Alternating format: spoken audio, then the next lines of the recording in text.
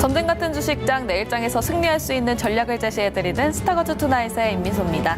저희 방송은 매일 1시간씩 여러분들 찾아뵙고 있는데요. 지금 너튜브 댓글창도 열려 있으니까요. 많은 소통해보셔도 좋겠습니다. 오늘도 작전별 시크릿 준비되어 있습니다. 3가지 작전 세워보면서 내일장에서는 어떤 전략을 세워봐야 될지 관련 종목들까지 짚어보는 시간 가져보도록 하고요. 또 돌격 내일장 준비되어 있습니다. 3월달 한 달 동안 담았던 종목들 살펴보면서 오늘은 새롭게 어떤 종목을 가지고 왔을지 들어보도록 하겠습니다. 먼저 이혜린 아나운서와 함께 오늘 마감 상황 짚어보도록 할게요. 안녕하세요. 작전명 시크릿의 비밀 요원 이혜린입니다. 먼저 오늘 우리 시장 어떤 분위기였는지 지수부터 확인해 보겠습니다. 오늘은 대만의 지진 여파로 아시아 증시가 동반으로 하락세를 보였는데요. 우리 시장도 마찬가지였습니다. 먼저 코스피 지수는 1.68% 하락하면서 2706.97포인트로 거래를 마쳤는데요. 그동안 흐름이 좋았던 반도체에서도 차익 실현이 나왔고 2차 전지 역시도 낙폭을 더욱 키운 하루였습니다. 오늘 상승 종목은 246개로 음식료업 등 경기 방어주들이 강세를 보였고요. 하락 종목은 637개로 운수 장비, 전기 전자업종 등이 하락세를 보였습니다. 수급에서는 개인이 6,777억 원, 외국인은 5억 원을 담았는데요. 특히 외국인은 7거래일 연속 매수세를 보이고 있습니다. 오늘 기관 홀로 6,746억 원 매도 우위를 보였습니다. 코스닥도 살펴보겠습니다. 오늘 코스닥 1.36% 하락한 879.96포인트로 거래를 마쳤는데요.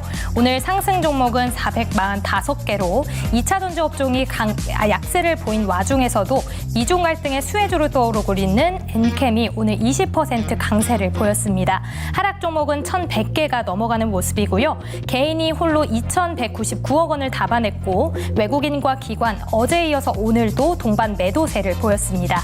이어서 오늘의 작전 리스트 살펴보겠습니다.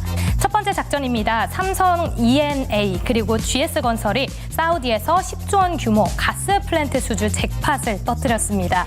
이 국내 건설사 사우디 수주 중에 역대 최고 규모라고 하는데요.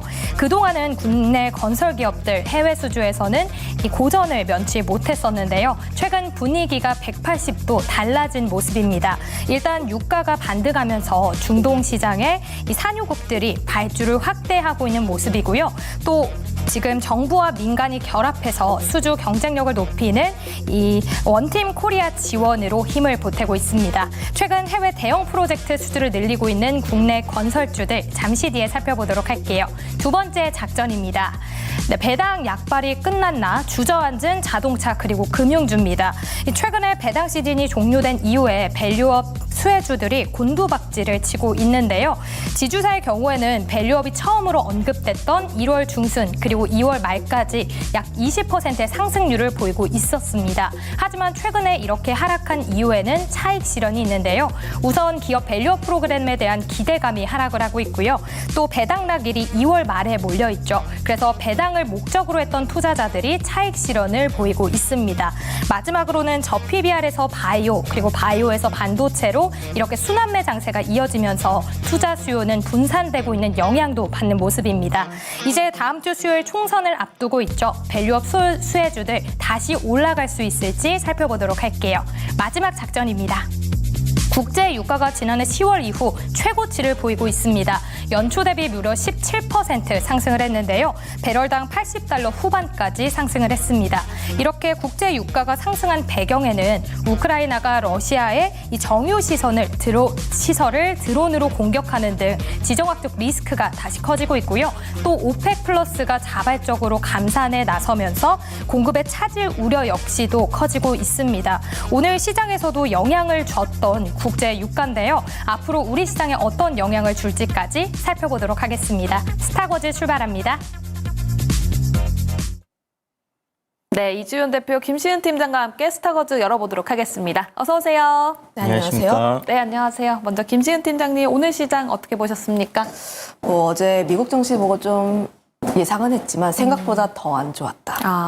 특히 우리나라 지수가 좀 방어를 하기 위해선 반도체, 2차 전지, 바이오 섹터 쪽에서 어느 정도 방어가 나와줘야 하는데 모두 약했던 그런 흐름들이 아닐까 싶습니다.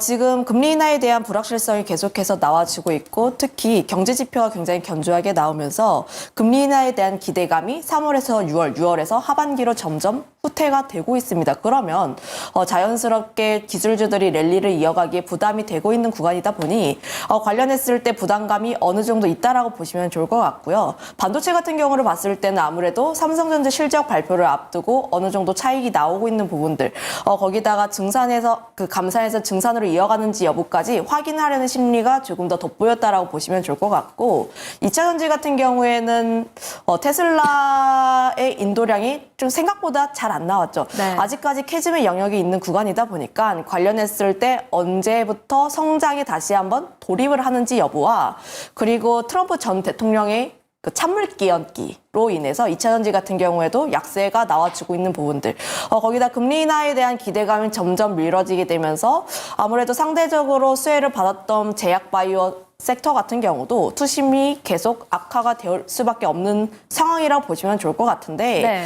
관련했을 때 제약바이오 섹터 같은 경우 3월에 가장 강했던 이유가 금리 인하에 대한 기대감, 그리고 4월 암 학회에 대한 기대감이었는데, 금리 인하에 대한 기대감이 조금씩 줄어들고 있고, 암 학회 같은 경우도 보통 이벤트가 통상적으로 발생하기 전부터 차익이 나오고 있습니다. 거기다가 제약바이오 섹터를 이끌었던 주도 종목군들 같은 경우가 조금씩 이탈하는 부분들이 나와주고 있어서 지금 증시를 견주하게 버텼던 새 섹터 쪽에서 이탈이 굉장히 강하게 나왔다 보니까 오늘 이런 하락 장세가 나온 것이 아닐까. 하지만 그럼에도 불구하고 좀 긍정적인 면을 찾아보자면 네. 오늘도 외국인이 삼성전자를 샀습니다. 삼성전자만 샀나요? 네.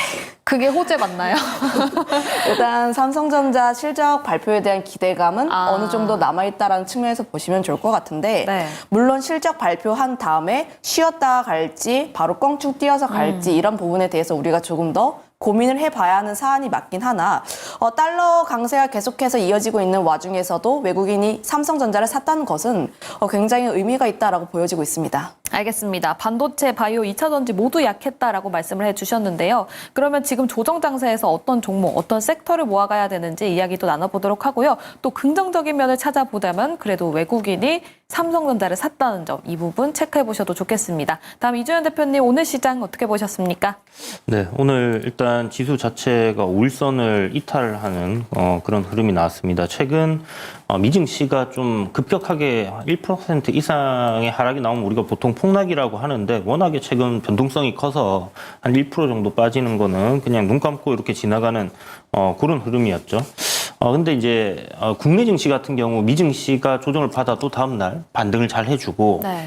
그리고 미증시도 그 다음날 또 반등이 나와주고 하면서 그동안 좀 무난하게 지나갔었어요. 그런데 전일 같은 경우는 이제 갭 하락이 굉장히 좀 크게 나왔다. 이 부분이 좀 좋지 않았고, 그동안 뭐 5일선을 뭐 이탈할 듯 하면서 이탈하지 않고 버텨냈었는데, 결국은 갭 하락으로 이탈이 나왔다라는 부분은 단기적인 추세가 조정으로 들어갈 수도 있는 부분을 좀 열어놓고 봐야 되는 게 아닐까라는 생각이 드는 부분이고요.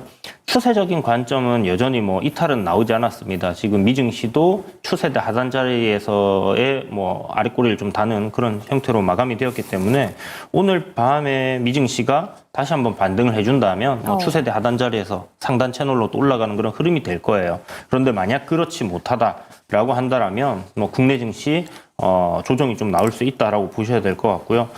지난번에 이제 국내 증시도 갭 상승하면서 2,700대 저항 자리를 강하게 돌파를 했는데요. 그 갭 구간을 좀 메우러 가는 그런 흐름이 만들어질 것 같습니다. 대략적으로 2,690포인트 정도 되는 구간까지는 일단 조정을 한번 받을 수 있다 정도는 생각해 두시고 보시는 게 좋을 것 같고요. 오늘 외국인들이 거의 뭐 3천억 가까이 순매도를 했었거든요. 네. 이제 기관과 외국인들의 동시 뭐 쌍끌이 매도세 이렇게 이제 진행이 되고 있었는데, 동시효과가 끝난 시간 외가 끝나는 시점에 보니까 네. 외국인들이 다시 플러스로 전환을 해놨습니다. 막판에요? 네. 오. 그래서 뭐 또 5억 정도 순매수인데, 이걸 순매수를 하긴 좀 그렇지만 네. 그래도 그들이 그렇게 팔고 있지는 않다라는 부분을 우리가 또 확인할 수 있는 부분이겠고, 환율이 지금 오늘 살짝 꺾였다 이런 얘기가 나왔거든요. 네. 이게 이제 박스권 상단이었기 때문에 여기서 이제 다시 조금 조정을 받는 그런 분위기로 갈지 아니면 다시 상단을 돌파하고 올라가는지 이런 부분도 좀 주목해서 봐야 되는 부분이다라는 생각이 들고요. 그와 함께 외인들의 매수세가 계속 이어질지 이 부분도 하나의 관전 포인트다라고 보시면 될 것 같습니다. 시장이 네. 좀 좋지 않은 흐름으로 간다라면 좀 테마주들이 강한 그런 장이 될 것 같으니까 네. 뭐 어떻게 보면 저희들에게는 기회가 되지 않을까. 오히려 기회가 될 수도 네, 있다. 그렇게 될 수도 있습니다. 알겠습니다. 만약에 조정 장세가 온다면 오히려 테마주들이 조금 장을 움직일 수 있다라는 말씀까지 들어봤는데요. 그러면 작전을 세워봐야 되겠죠? 첫 번째 작전부터 확인해 보도록 하겠습니다. 네, 첫 번째 작전명입니다. 사우디양 수주 잭팟. 오늘 삼성 엔지니어링 그리고 GS건설이 사우디에서 10조 원 규모의 가스 플랜트 수주를 받아주면서 관련주들이 또 움직이는 모습을 보여줬습니다. 그리고 이준 대표님께서 또 만약에 조정 장세가 오게 된다면 테마주들이 움직일 수 있다라고 말씀을 해주셨잖아요. 네네. 그럼 이런 이슈가 있는 종목들이 움직인다라고 해석해보면 좋을까요? 아무래도 이제 완전 모든 투자자들이 다 관망을 하거나 손을 놓고 있는 그런 장은 아니기 때문에 네. 일단 모멘텀이 좀 강하다라고 생각되는 그런 이슈들이 나오는 종목들에 좀 수급이 붙을 수 있다라고 보거든요. 네. 그런 관점에서 뭐 오늘도 사실 유가가 이제 급등을 해놓으니까 유가 관련주들이 이제 전일부터 이제 상한가를 갔던 연속성을 좀 보여줬다는 생각이 들고 네. 또 지정학적 리스크가 불거졌잖아요. 네. 거기에 따라서 뭐 그 케이프만을 이렇게 돌아가야 되는 그런 부분들 때문에 결국은 오늘 해운주들이 강하게 움직였던 부분도 이런 모멘텀 이슈가 있는 그런 섹터나 종목 내에서의 흐름이 계속 이어진다라고 보는 게 맞는 것 같습니다. 그래서 아침에 뭐 나오는 뉴스라든지 저녁에 나오는 뉴스에 따라서 그와 관련된 종목들이 많이 움직입니다. 그래서 뭐 반도체 섹터 단에는 어떻게 보면 이제 뭐 유리기판 관련해서 이제 사업을 진행한다라는 그런 부분에 기사가 있었기 때문에 오늘 또 시세들이 나왔고요. 그래서 이렇게 시장이 조금 조정을 받는 흐름으로 갈 때는 테마주들 그러니까 결국 모멘텀으로 움직이는 종목들이 조금 더 강하게 움직일 수 있다라는 부분들 참고해 두시고요. 네. 아침부터 강한 종목이 그날 하루 종일 강한 경우들이 굉장히 많아요. 장이 좋을 때는 이것도 올라가고 저것도 올라가야 돼서 수급이 분산되면서 그렇게 어떤 수급이 계속해서 쏠리는 현상들이 잘 나타나지 않는데 오늘 같은 경우는 뭐 그런 흐름들이 나온 걸 보면 장 안 좋을 때는 이제 계속 그런 식으로 움직이겠구나라는 부분들을 우리가 확인할 수 있었습니다. 알겠습니다. 그러면 아침에 움직이는 종목들을 좀 살펴봐야 될 것 같다라는 생각이 듭니다. 그럼 건설주 이야기를 해보자면 사실 현대 엔지니어링, GS건설은 이런 수주 소식이 나왔기 때문에 잘 움직이는 모습이었지만 네네. 건설주 전반적으로는 오늘장에서도 좀 악재가 있긴 있었잖아요. 예를 들면 태양건설 이야기가 있었는데 네. 건설주 전반적으로 봐야 되는 건지 네. 아니면 이렇게 종목별로 살펴봐야 되는 건지 또 궁금합니다. 아직까지는 건설 섹터들은 재미가 없을 것 같아요. 뭐 전반적으로 이제 PF 이슈 때문에도 문제가 되는 부분이 있고, 네. 오늘 좀 전에 얘기하신 것처럼 이제 워크아웃이 들어간다든지 아니면 이제 파산으로 가는 그런 기업들이 상당히 많이 나오고 있습니다. 그래서 실질적으로 이제 건설사들 중에서 국내 어떤 그 건설 쪽으로 주택 쪽으로 이렇게 아파트 쪽으로 이렇게 비중이 좀 높은 기업들 같은 경우는 안 좋은 흐름들이 계속 이어질 것 같고요. 다만 이 섹터 내에서도 우리가 조금 주목해 볼 만한 기업들, 그러니까 지금 당장 사기보다는 관심권에 넣어두고 흐름을 계속 관찰하다가 추세적인 전환이 나오는 그런 시점들, 결국은 뭐 금리 인하하는 시점부터 건설 경기 좋아질 거다라는 얘기와 함께 좀 움직일 거라는 생각은 드는데요. 네. 좀 전에 얘기해 주신 것처럼 이제 사우디양 수주 뭐 이런 부분들, 해외 어떤 프로젝트, 대형 프로젝트들을 수주를 해내는 대형 건설사들, 그러니까 한마디로 수출을 이제 하는 기업들을 우리가 보듯이 해외에서 무언가 일거리를 얻어오는 그런 건설사들 위주로 우리가 좀 시장을 봐야 되지 않겠나라는 생각을 가지고 있고요. 뭐 삼성 E&A라든지 뭐 GS건설 같은 경우에 오늘 좀 괜찮게 움직였습니다. 삼성 엔지니어링, 뭐 삼성물산 뭐 이렇게 움직였는데 이게 아무래도 숫자가 팍 찍히는 공시 수주다 보니까 뭐 단발적인 시세를 좀 보였다, 뭐 이렇게 봐야 될 것 같고요. 장이 워낙 안 좋다 보니까 윗꼬리를 달고 밀렸지만 네.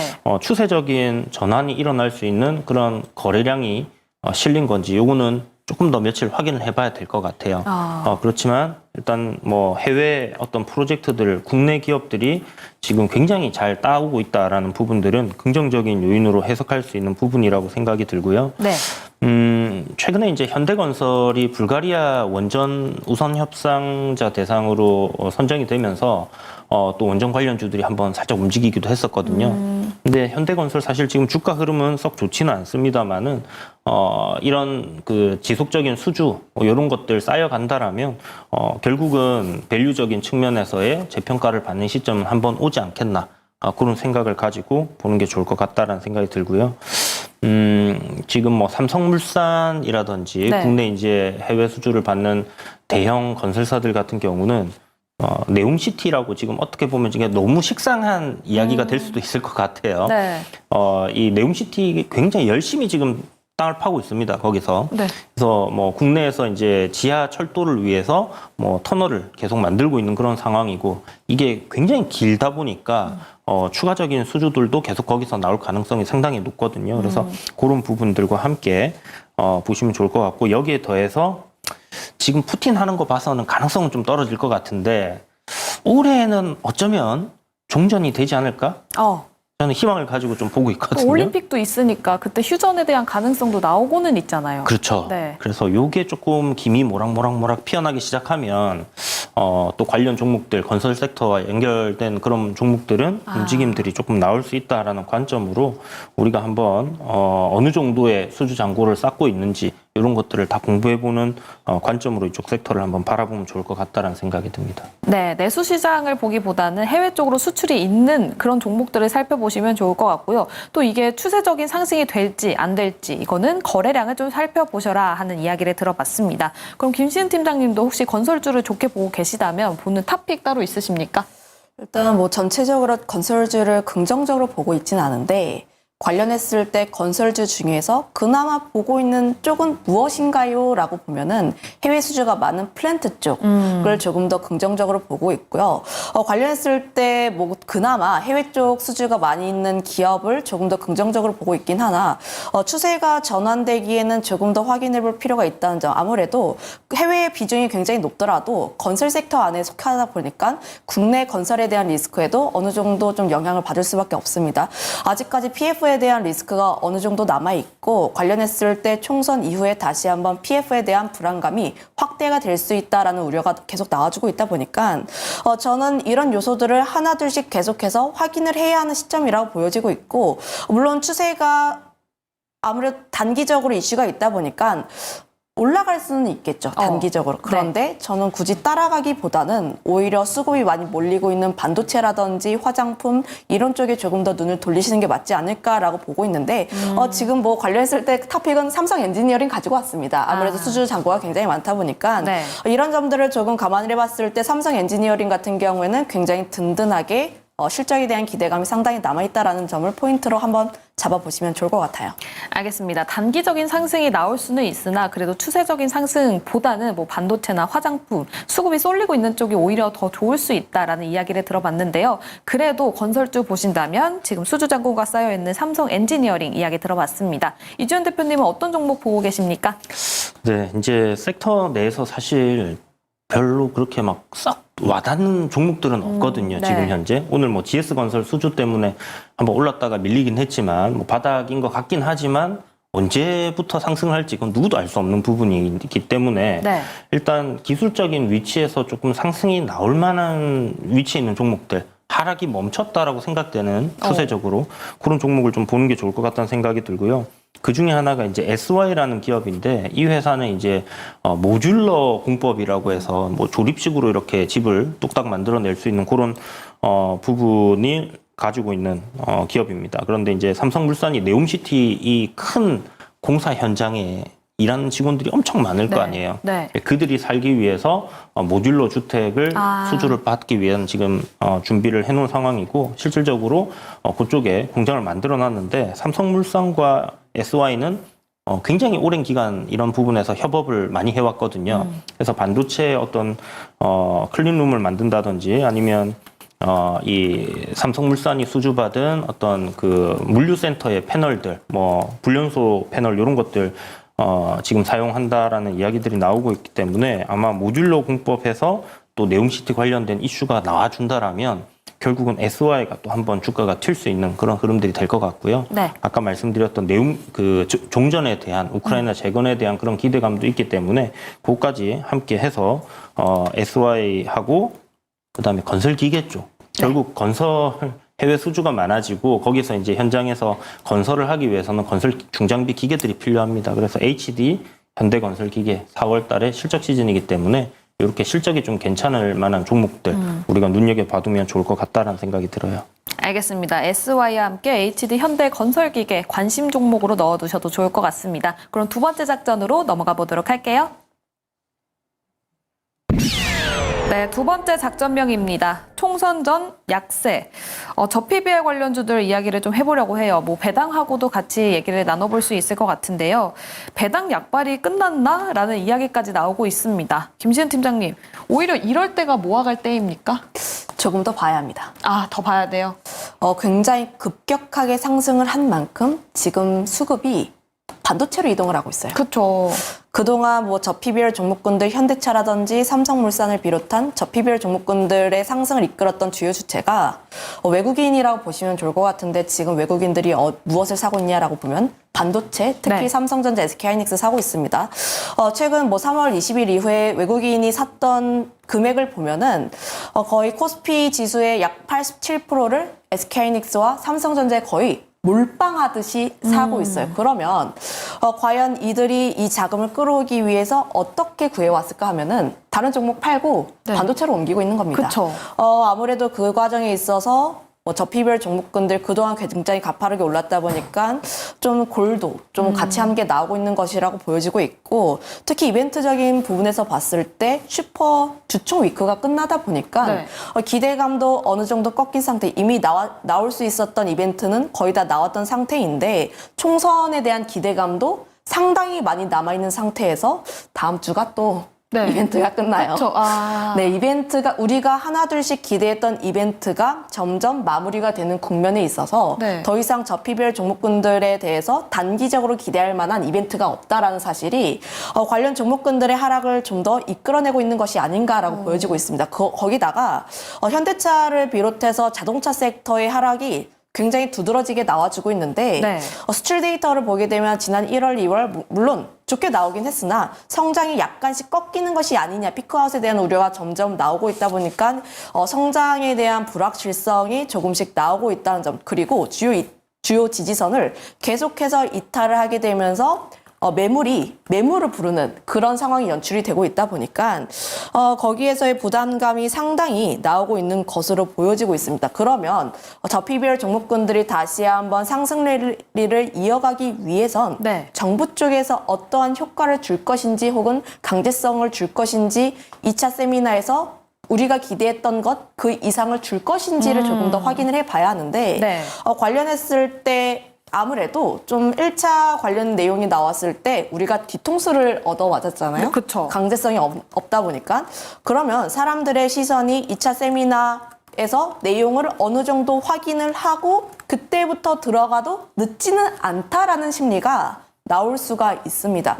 그래서 저는 저PBR 종목군들 장기적으로 보면 굉장히 긍정적으로 보여지고 있긴 하나 이벤트가 단기적으로 없다라는 측면에서는 네. 조금 더 지켜봐야 된다. 지켜봐야 한다. 이렇게 정리하겠습니다. 알겠습니다. 사실 지금 뭐 조정을 보이고 있는 반도체 그리고 저PBR 중에서 어디를 선택해봐야 되나요? 라고 질문을 드리고 싶었는데 지금 뭐 정답이 나온 것 같습니다. 김시은 팀장님께서는 그래도 수급이 계속 주도를 하고 있는 반도체 쪽이 오히려 지금 시점에서는 좋다라고 보고 계신 것 같고요. 그럼 이주연 대표님은 지금 반도체, 저PBR 중에서 단연 반도체입니까? 일단 반도체는 제가 봤을 때 올 상반기는 계속 반도체일 것 같다는 생각은 들어요. 아무래도 외국인들이 오늘도 뭐 2천억 넘게 삼성전자를 매수를 했고요. 삼성전자만 계속 갈 것 같다는 생각도 드는 부분인데 네. 일단 제가 오늘 시장을 보면서 느낀 게 이제 이거 PBR도 반등이 좀 나올 만한 구간으로 들어가는 것 같은데 약간 이런 생각을 하고 있는 상황이었는데 네. 조금 큰 금액의 매수세는 분명히 들어오는 게 보였거든요. 근데 이게 들어온다고 해서 뭐 저점을 바로 잡는다 이런 건 아니기 때문에 네. 지금 일단 관심권에는 놓고 봐야 되지 않겠나라는 생각을 하고 있습니다. 5월에 일단 정부에서 뭐 발표한다라는 일정 지금 저 PBR 관련해서는 잡혀 있는 상황이고요. 그렇다면 뭐 충분한 조정 이후에는 결국 올라갈 거다라는 생각을 가지고 있는데 그 이유는 뭐 일본에서 이미 우리가 학습했던 부분들이 있었잖아요. 네. 그래서 뭐 단발성으로 이렇게 막 한두 달 올라가고 끝난 게 아니라 거의 뭐 2, 3년 가량 이쪽 저밸류 관련된 종목들이 상승을 했기 때문에 네. 이제 1차 상승 이후에 조정이다. 그렇다면 추세를 전환하고 다시 상승하는 시점에는 파동이 좀 더 크게 나올 가능성도 우리가 열어놓고 봐야 될 것 같고요. 실질적으로 이제 그 PBR 섹터는 금융 섹터들이 좀 주도를 했었어요. 그 금융 섹터 내에서 이렇게 그 수급 상황을 한번 살펴보면요. 외국인들이 완전히 떠났다 보기는 조금 어려울 것 같습니다. 종목별로 좀 상이한 흐름들은 나오고 있는데 하나금융지주 같은 경우는 외인들이 계속 사모으고 있는 그런 상황이고요. 네. KB금융 같은 경우도 좀 샀다 팔았다 하는 신한금융지주 이렇게 이제 3대 국내 금융지주들을 봤을 때 여전히 그들이 완전 이쪽 섹터를 포기했다라고는 보이지 않습니다. 그래서 어느 정도의 물량은 계속해서 들고 갈 가능성이 좀 높다라는 생각이 들고 그 시점이 뭐 언제부터 저점을 형성하고 올릴지는 좀 더 지켜봐야 되겠지만 네. 뭐 선거 결과 이후에 뭐 그게 나올지 아니면 기관들의 수급이 거기 붙어줄지에 따라서 좀 달라질 수는 있겠다는 생각 들고요. 그래서 관심권에는 놓고 보되 뭐 저점으로 내려왔으니까 사보자는 아닌 것 같습니다. 확실하게 그래요? 단기 추세 상승 전환하고 나면 그때 봐도 무방할 것 같다는 생각이 들고요. 자동차도 지금 뭐 미국에서 판매량은 굉장히 좋게 나오는 것 같아요. 네네. 네, 그래서 수급적인 부분이 지금 자동차 섹터는 외국인들이 완전 매도로 돌아선 것 같습니다. 그래서 이들이 주차로 올라왔기 때문에 네. 조정 이후에 다시 한번 매수세가 들어와 준다라면 저점을 잡고 돌릴 테지만 그러지 않는다면 추가적인 조정 조금 더 나올 수 있지 않겠나. 그럼 대표님이 항상 해주시는 말씀 중에 외국인 수급이 고점을 잡고 또 기관의 수급이 저점을 잡아준다 그랬잖아요. 맞습니다. 이제 떨어질 때 어떤 바닥을 만들어주는 수급들은 기관인 경우들이 훨씬 많았고요. 그들이 이제 바닥권에서 이렇게 물량을 내릴 때 받아 모아놓고 네. 추세를 상승으로 딱 돌리는 순간 외국인들이 좀 들어오는 경향들이 많았었어요. 그래서 네. 외국인들은 어떤 추세적인 매매로 이렇게 좀 붙어가는 그런 현상들을 많이 보여주고 기관들 같은 경우는 어떤 이제 밸류적인 측면에서의 어떤 가격적인 메리트가 들어올 때부터 이제 받아내는 그런 형태들을 보여줬기 때문에 뭐 지금 사실 국내 증시 자체에서 기관 매도세가 워낙 강하기 때문에 그런 부분들을 좀 기대하기는 사실 어렵습니다. 그렇지만 반도체가 또 어느 정도 올라가고 나면 분명 그거 말고 또 다른 건 뭐가 있을까? 요거 찾아갈 거거든요. 그때를 한번 생각해 보면 좋지 않겠나라는 생각이 들어요. 알겠습니다. 그럼 PBR 혹시 모아가야 될 때가 온다면 어떤 종목을 봐야 될지 김시은 팀장님 탑픽 있으십니까? 네, 우선 삼성물산을 계속 관심권에 두고 있는데 관련했을 때 외국인의 매수세가 꾸준하게 나오고 있는 몇 안 되는 종목이라고 보시면 좋을 것 같아요. 특히 뭐 자동차 섹터라든지 은행주 쪽에서 외국인들의 이탈이 나오고 있는 와중에 삼성물산 같은 경우에는 계속 외국인의 수급이 빨갛습니다. 좀 저 PBR 쪽에 대해서 좀 관심권 밖에 나와 있음에도 불구하고 외국인이 계속 사 모으고 있다는 것은 이 종목 같은 경우에는 그럼에도 불구하고 기대감이 어느 정도 살아있다라고 보시면 좋을 것 같은데 다만 외국인이 계속해서 매수를 한다라고 해서 이 종목을 계속 사도 되느냐 그거는 조금 다른 문제라고 보여지고 있고요. 저는 우선 매수를 할 때는 내가 완전히 저점에 사서 고점에 팔기보다는 추세가 어느 정도 돌았을 때 매수를 하고 그리고 고점 부근에서 매도를 하는 게 가장 최적이라고 생각을 하고 있기 때문에 저점을 어느 정도 다져준 다음에 접근을 해도 늦지는 않다라고 보고 있습니다. 그로 인해서 지금 삼성물산 같은 경우에는 주요 지지대 그 부근에 와 있다 보니까 지금 14만 7천이라는 라인대를 이탈하지 않는 것이 가장 중요하지 않을까. 만약에 이 라인대를 이탈하게 되었을 때는 좀 하방이 크게 열릴 수 있다라고 보여지고 있는데 그 이유가 1월 말에 굉장히 급격하게 상승을 했어요. 급격하게 상승을 한 라인대에 매물대가 없습니다. 그러면 이쪽 라인대를 잡아줄 수 있는 매물대가 없으면 추가적으로 하락세가 더 나올 수 있다는 점을 감안을 고요. 삼성물산 같은 경우도 지금 주요 지지선 박스권 하단 라인에 위치해 있긴 하나 이 점이 완벽하게 저점은 아니라는 점을 한번 명심해 보시면 좋을 것 같습니다. 알겠습니다. 김시은 팀장의 탑픽은 삼성물산이었고요. 또 이주연 대표님의 탑픽도 있습니까? 네, 일단 금융주들 아까 말씀드렸던 뭐 세 개는 계속 지켜보셔야 될 것 같고요. 일단 현대자동차에 대해서 저는 아직도 기대감을 가지고 있습니다. 그래서 현대차, 기아보다는 현대가 조금 더 낫지 않겠나. 뭐 아무래도 형님만한 아우 없다 이런 얘기처럼 좀 더 우리가 현대차에 집중을 해보면 좋겠다는 생각이 들고요. PBR 관련 종목들, 그동안 강했던 종목들 한 5% 정도 추가 하락이 더 나오면 저는 저점을 만들 가능성이 있지 않겠나 생각은 드는데 그건 뭐 제 생각인 거고 네.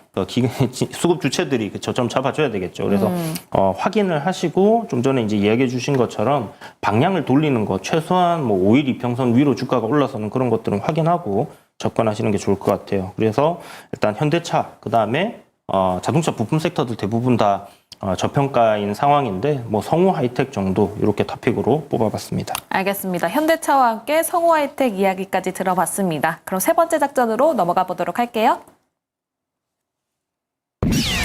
네, 세 번째 작전명입니다. 수요와 지정학적 리스크의 합작, 바로 유가 이야기를 해보려고 합니다. 국제유가가 지난해 10월 이후 6개월 만에 최고치 85달러를 기록하고 있습니다. 김시은 팀장님, 지금 시간 관계상 종목별로 이야기를 해주시면 좋을 것 같아요. 관련 종목들이 또 워낙 움직였다 보니까 어떤 전략 취해야 될지 궁금하거든요. 일단 뭐 유가 관련했을 때 아무래도 추가적인 상승에 대한 부분들 가능성에 대한 부분들 그리고 지정학적 리스크에 대한 요소가 계속 불거지다 보니까 시장이 안 좋아지면 안 좋아질수록 이런 테마 종목군들이 함께 움직일 가능성이 굉장히 높다라고 보여지고 있어요. 최근 이 거래일 동안에 유가라든지 혹은 해운 종목군들이 굉장히 강했는데 관련했을 때 만약에 내일도 시장이 안 좋고 유가가 다시 한번 튀어오르게 된다면 이런 종목군들은 다시 한번 움직일 가능성이 굉장히 크다라고 보여지고 있습니다. 관련했을 때 항상 대장으로 언급이 되고 있는 종목이 유가 쪽에서는 흥구석유라는 기업이고요. 네. 그리고 해운 같은 경우에는 흥하해운 쪽이 좀 굉장히 대장주 역할을 하면서 관련 종목군들을 함께 끌고 간다라고 보시면 좋을 것 같은데 네. 저는 항상 테마로 접근을 할 때는 언제나 대장주 2등주, 3등주 따라가는 것보다는 대장주로 먼저 접근하는 게 수익률 측면에서도 가장 빠르고 그리고 탈출할 때도 더 빠릅니다. 뭐 좀 예시를 들어보자면 1등주 같은 경우가 만약에 15%를 움직였어요. 네. 15% 움직였고 2등주 같은 경우가 약 5% 정도 움직였다고 치면은 네. 1등주가 5% 정도 조정을 받는데 네. 2등주도 5% 조정 받습니다. 그리고 다시 한번 수급이 붙었을 때는 1등주에 조금 더 수급이 집중되는 경향이 있다 보니까 네. 탈출할 때도 그리고 수익률적인 측면에서 봤을 때도 항상 1등이 언제나 빠르다라는 점을 감안해 봤을 때 테마로 접근을 한다면 언제나 그날 장에서 대장이 되는 종목군들을 조금 더 접근하시는 게 맞지 않을까 싶어서 흥구석유와 흥하해운 이라는 종목 조금 더 관심 있게 보시면 좋을 것 같아요. 알겠습니다. 만약 시장이 안 좋다면 테마주가 주목을 받을 수 있는데 그중에서도 유가, 그중에서도 또 대장주가 움직일 것이다 라고 말씀을 들어보면서 흥구석유, 흥하해운 관련해서 이야기 들어봤습니다. 이주연 대표님께서도 시장 안 좋으면 테마주 움직일 것이다 라고 말씀을 주셨었는데 유가 관련주 탑픽 있으십니까?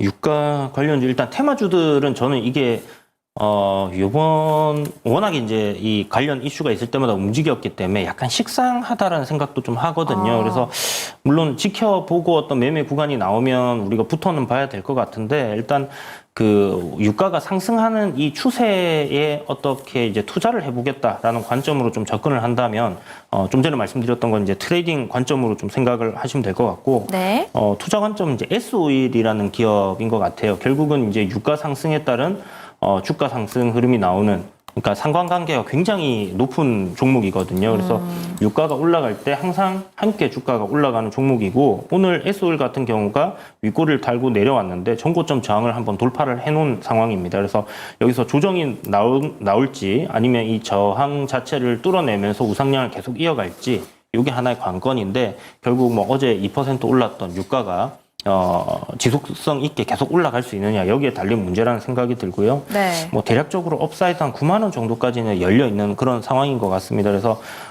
유가가 계속 상승할 가능성이 높다고 좀 판단이 되신다면 네. 뭐 S-오일 정도 조정 나올 때 한번 투자해 보는 거 괜찮다 이렇게 생각하고 있습니다. 알겠습니다. 유가가 계속해서 상승할 것이다라고 베팅을 하시는 분께서는 S-오일 주가 추이를 계속해서 확인해 보셔도 좋겠습니다. 작전은 여기까지 세워보도록 하고요. 또 내일장으로 돌격해봐야 되겠죠? 돌격 내일장 넘어가 보도록 하겠습니다.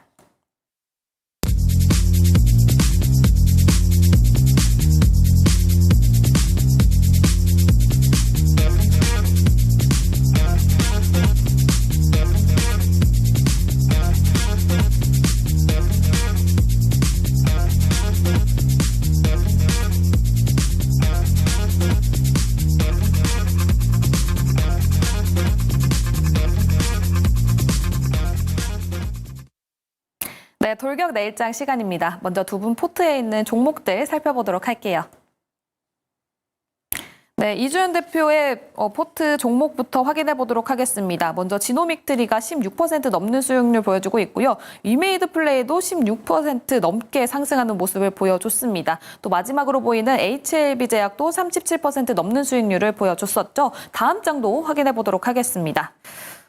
동진세미캠도 16% 넘는 상승률을 보여줬습니다. 그리고 새롭게 담았었던 AP위성이 현재 1% 넘는 수익률을 보여주고 있네요. 다음 김시은 팀장의 포트도 확인해 보도록 하겠습니다. 네, 효성중공업 그리고 현대 로템이 모두 25% 넘는 수익률을 보여줬었고요. 또 비올도 33% 수익률, 높은 수익률 보여줬습니다. 다음 장도 확인해 보도록 하겠습니다. 네, 원택이 15% 넘는 플러스권에 있는 모습, 그리고 최근에 담았던 글로벌 텍스프리도 7% 넘게 상승률을 보여줬습니다. 그 위에 있는 일진전기도 10% 가까운 수익률을 보여주고 있네요. 네, 각각 포트에 있는 종목들 리뷰해 볼 텐데요. 먼저 이주연 대표님의 지노믹트리 그리고 AP위성 리뷰해 보도록 하겠습니다. 네, 지노믹트리가 오늘 시세가 갑자기 좀 크게 나왔는데 뉴스가 하나 있었습니다. 이제 미국에서 보험 코드 신청을 해놨었는데 그게 이제 발급이 되어서 보험에 적용된다라는 그런 부분이 하나의 호재로 지금 작용을 했고요. 기존에 이제 경쟁사라고 할 수 있는 기업들 같은 경우는 지금 보험 코드가 삭제가 되었어요. 그러니까 그 민감도라고 해서 어떤 그 방광암을 검사할 때 소변으로 검사를 했을 때 기존에 이제 내시경으로 검사했던 것과의 오차가 어느 정도 나느냐, 한마디로 정확성을 이야기하는 거죠. 그 정확성이 굉장히 떨어지다 보니까 보험 코드 삭제가 된 상황인데 지금 지노믹트리 같은 경우는 그 보험 코드를 얻어냈다라는 거. 결국은 이제 그 현장에서 사용했을 때 그 결과가 유의미하다라고 볼 수 있는 부분이기 때문에 이게 올해 말이나 내년쯤에 FDA 승인까지 할 수 있다라는 그런 기대감이 작용을 한 것 같습니다. 그래서 차트 보시는 것처럼 이제 저항자리, 추세대 저항자리에서 오늘 고점 상한가까지 갔다가 밀렸는데요. 이 저항단을 돌파하게 된다라면 신고가 영역으로 들어가는 그런 흐름이 만들어질 가능성은 상당히 높다라고 보시면 좋을 것 같아요. 미국 시장만 3조 정도 되는 그런 시장인데 지금 좀 전에 말씀드린 것처럼 경쟁 업체들이 없습니다. 결국 독과점적인 지위를 유지하게 될 경우에는 추후 실적이 굉장히 폭발적으로 증가할 수 있다는 그런 기대감이 있기 때문에 그런 부분들을 보시고 좀 긴 호흡으로 가져가시면 좋을 종목이다라는 생각이 들고요. 네. AP위성 같은 경우는 지금 어제 오늘 해서 이제 조정이 음봉이 나왔는데 보시면 뭐 기술적으로 작은 박스권을 돌파했던 그런 돌파한 위치에서의 오늘 아랫꼬리를 좀 잡아주면서 마무리가 되었습니다. 그렇다면 증시 상황이 좀 좋지 않다 보니까 코스닥 시장 특히나 이틀 연속 급락을 했죠. 그와 함께 좀 움직였다 보시면 좋을 것 같고요.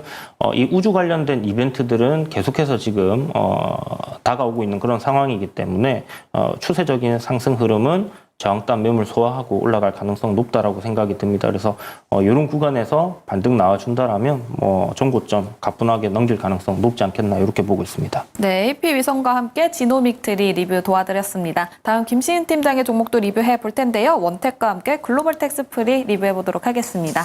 일단 뭐 두 종목의 공통점이라고 하면 오늘 좀 굉장히 증시에서 이슈가 많이 되었던 그런 종목이에요. 특히 좀 하락이 많았던 종목군들 가운데서도 빨간불을 그려냈다라는 점이 굉장히 의미가 있다고 보고 있는데 결국 공통점은 이거입니다. 중국 관광객이 돌아오게 되면서 다시 한번 수혜를 받을 수 있는 종목이라고 보시면 좋을 것 같아요.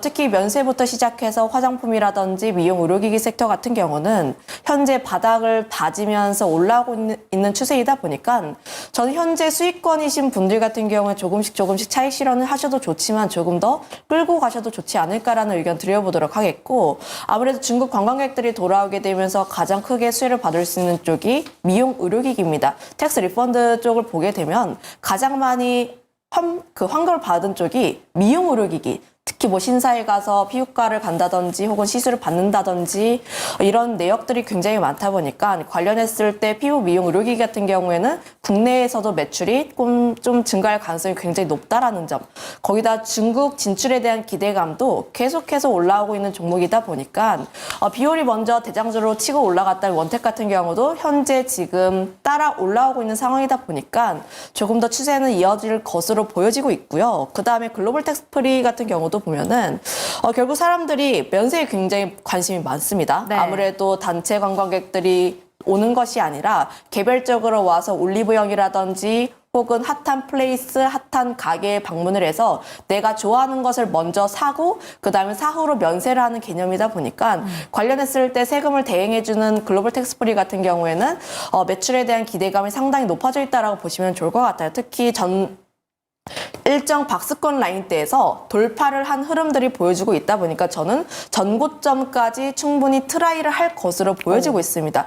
작년 9월 같은 경우로 봤을 때 그때는 따이공이 어느 정도 나왔고 중국 단체 관광객에 대한 기대감 때문에 7,000원이라는 주가를 형성을 했다면 지금 같은 경우에는 중국인들이 실제로 오고 있어요. 1월, 2월, 그리고 3월 데이터를 뜯어왔을 때 1월, 2월보다 더 좋은 3월 데이터를 나와주고 있어서 앞으로 4월에 대한 부분도 조금 더 기대가 되는 부분이다 보니까 네. 저는 현재 글로벌 텍스프리 같은 경우도 전고점까지 충분히 도달할 수 있을 것이라고 보여지고 있습니다. 알겠습니다. 글로벌 텍스프리 그리고 원택 관련해서 리뷰 들어봤습니다. 그럼 내일장으로 돌격해볼 종목도 들어봐야 될 텐데요. 먼저 이주연 대표님 어떤 종목 가지고 오셨습니까?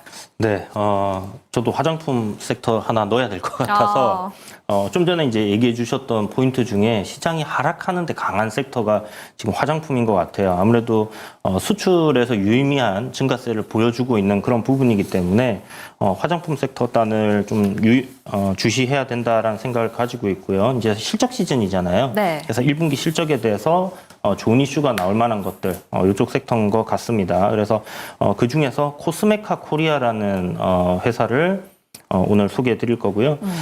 이 기업 같은 경우는 이제 화장품에서 ODM, OEM 뭐 이렇게 이제 위탁 생산을 해주는 그런 사업도 하고 있고 자체적인 어떤 브랜드도 지금 하고 있는 상황인데요.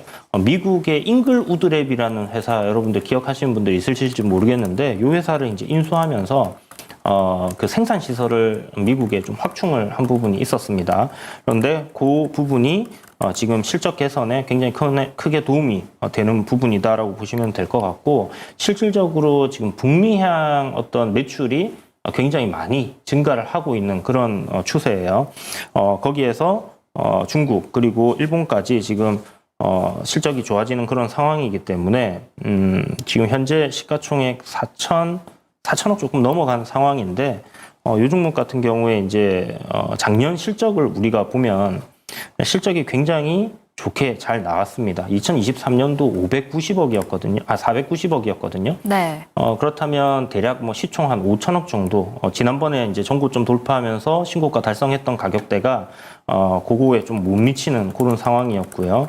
올해 이제 전망치가 전년 대비해서 한 30% 실적이 증가할 거다. 이렇게 이제 잡혀 있는 상황입니다. 그래서 650억, 내년에 790억 이런 식으로 꾸준하게 성장을 하고 있는 기업이고 네. 매출 역시 계속 증가를 하는 그런 추이를 가지고 있습니다. 그래서 실적 대비 상당히 저평가되어 있는 종목으로 뭐 매수가는 내일 시초가 이하 분할 매수 가능할 것 같고요. 네. 목표가는 조금 높긴 한데 6만 원 정도 밸류적으로 봤을 때 충분히 갈 수 있다 이렇게 생각이 들고요. 무엇보다 손절가 중요하겠죠. 35,800원 잡고 가시면 될 것 같습니다. 네, 알겠습니다. 실적 시즌과 관련해서 수혜를 입을 수 있는 업종 코스메카 코리아 이주연 대표님의 종목이었고요. 목표가는 6만 원 그리고 손절가는 35,800원을 제시해 주셨습니다. 다음 김시은 팀장의 종목도 들어봐야겠죠? 어떤 종목입니까? VT를 가지고 왔는데 뭐 저희 프로그램 애청자이신 분들은 제가 항상 VT 좋다 이야기를 많이 하신 거 기억하실 것 같아요. 그런데 좀 오늘 주가 굉장히 강했는데 여기서 들어가도 되나요? 라고 물으시면 저는 들어가도 된다고 봅니다. 굉장히 뭐 실적에 대한 기대감도 상당히 좋게 나와주고 있고 특히 화장품 수출 데이터 나오기 전부터 일부 종목군들 같은 경우에는 52주 신고가를 계속해서 달리고 있었는데 이들 종목군의 공통점이 무엇이냐라고 보면 뭐 실리콘투라든지 혹은 아이패밀리 SC 해외 매출이 굉장히 좋은 기업들이에요. 일본이라든지 미국 쪽에 대한 매출 비중이 굉장히 좋은 그런 기업이다 보니까 관련했을 때 해외에 대한 매출 성장 기대감이 높은 기업 같은 경우는 추가적으로 더 성장을 할 가능성이 굉장히 크게 열려 있다라고 보고 있습니다. 이 기업의 가장 큰 장점이 리들샷이라는 히트 제품을 가지고 있는 건데 우선 일본에서 먼저 입소문을 타서 공장에서 만들 때마다 계속 없어서 못 파는 그런 제품이었다고 보시면 좋을 것 같아요. 그동안 온라인에 좀 많이 주력을 했다면 이제는 오프라인 쪽에서도 판매를 진행하다 보니까 관련했을 때 해외 매출에 대한 성장 기대감도 상당히 높아져 있다라고 보시면 좋을 것 같고요. 거기다가 더해서 국내 쪽에 대한 매출 성장 기대감도 상당히 높아져 있다라고 보시면 좋을 것 같은데 그동안 VT의 리들샷을 사기 위해선 다이소에 가거나 혹은 올리브영 온라인 쪽에서만 구매가 가능했습니다. 그런데 3월, 2월부터는 좀 일부 올리브영 매장에 리들샷이 입점이 하다 보니까 관련했을 때 소비자의 입장에서는 조금 더 선택지가 가까이 있는 거죠. 그러면 당연히 요즘 리들샷이라는 제품이 굉장히 인기가 있는데 사볼까? 그쵸. 아무래도 좀 여성분들 같은 경우에는 참새가 방앗간 들리듯이. 저 최근에 관심이 갑니다. 네, 올리브영 많이 들리다 보니까 리들샷이 굉장히 핫한데 또 눈앞에 있으면 살 가능성이 굉장히 높다 보니까 오프라인 쪽에 입점을 했다는 것 자체가 굉장히 매출에 대한 성장 기대감이 상당히 높아진다라고 보시면 좋을 것 같고 오프라인에 입점을 하면 또 가장 크게 수혜를 볼 수 있는 게 외국인들이 우리나라에 방문을 하고 올리브영에 들리면서 또 리들샷이라는 제품이 굉장히 인기가 많다라고 하면 입소문을 이미 탄 상황이다 보니까 또 하나 둘씩 살 가능성이 굉장히 높아지고 있어요. 그러면 국내 쪽에서 오프라인에 입점을 하게 되었을 때 우리나라의 소비자뿐만 아니라 외국인들도 함께 공략할 수 있는 그런 부분이 있다 보니까 저는 작년보다 올해 더 나은 실적을 더 기대를 하면서 저는 지금도 충분히 매수가 가능한 구간이라고 보고 있습니다. 다만 오늘 굉장히 크게 급등을 한 부분이 있다 보니까 하루 이틀 정도 쉬어가는 흐름들이 나올 수는 있어요. 그래서 분할적으로 좀 접근을 해보시면 좋을 것 같은데 21,330원 라인대까지 분할적으로 접근을 한번 해보시면 좋을 것 같고 목표가는 1차적으로 26,000원 그리고 손절가는 18만 원 라인대 정도 제시를 하겠습니다. 네, 알겠습니다. VT 관련해서 이야기를 나눠봤고요. 목표가는 26,000원, 손절가는 18,400원을 제시해 주셨습니다. 오늘도 좋은 인사이트 나눠주신 이주연 대표 그리고 김시은 팀장은 여기서 인사드리도록 할게요. 감사합니다. 네, 스타거즈 투나잇도 오늘은 여기서 인사드리도록 하겠습니다. 내일 다시 또 9시 30분에 찾아오도록 할게요. 늦은 시간까지 시청해주신 여러분 고맙습니다.